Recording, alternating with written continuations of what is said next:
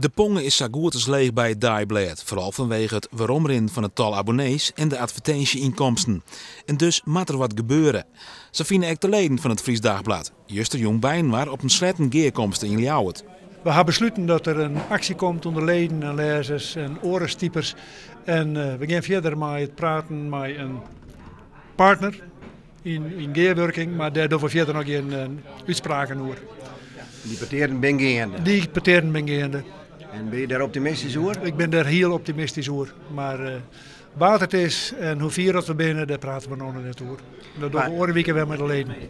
De partner die het Dagblad met praat is het Nederlands Dagblad. Ik een krant met een christelijke achtergrond. Verder leidt er ook een aanbod van de NDC, de uitjouwer van de Ljouwerter kranten, om het Fries Dagblad over te nemen.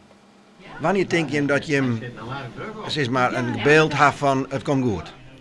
Dat hebben we nou al. We hebben er alle vertrouwen in dat het goed komt. Het zal altijd goed komen met Dagblad en het zal deze keer ook goed komen. Alle lezers van het Dagblad krijgen een brief waarin staat hoe er geld uitmaken worden kan om de kranten voor eerst te redden.